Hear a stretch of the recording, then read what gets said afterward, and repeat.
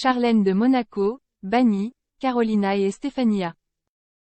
Bien qu'elle n'ait pas été là pendant quelques années en raison de prétendus problèmes de santé, Charlène est de retour et à la mode.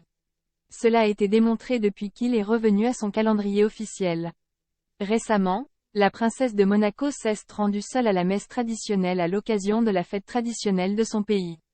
Son mari, le prince Albert, a été infecté par le coronavirus pour la 3e fois et a raté non seulement cette messe, mais aussi la célébration du 26 janvier dans l'après-midi en l'honneur de Santa Devota, dans laquelle ses enfants sont devenus les protagonistes absolus après avoir allumé le bateau, qui brûle chaque année avec quelques bougies.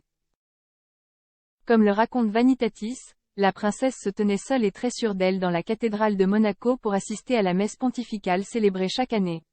C'était le matin quand on l'a vue sortir de la voiture officielle vêtue d'une tenue élégante composée d'une veste grise à revers, qu'elle a associée à une jupe couleur vison à ourlet irrégulier et un pull à col roulé en dessous, également en gris. Elle avait l'air gaie et radieuse, elle piétinait une paire de bottes hautes qui la protégeaient depuis ce matin de janvier, dans laquelle elle LNHE accent aigu citait pas à enfiler une paire de gants en cuir marron. En signe d'autorité, l'ancien nageur a décidé de s'asseoir au premier rang comme un citoyen de plus et a laissé vide les bancs latéraux qui sont disposés pour la famille royale sur les côtés. Ce qui attire le plus l'attention de tous, c'est qu'il y a exactement un an, la présence de Charlène était attendue et qu'elle ne s'est pas présentée.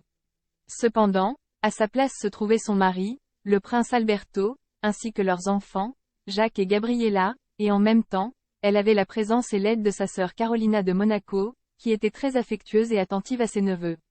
Mais maintenant que la princesse de Monaco est revenue avec tout, récupérant son pouvoir, on s'aperçoit à quel point elle déplace peu à peu ses belles sœurs, Carolina et Estefania de Monaco, de la vie publique du pays.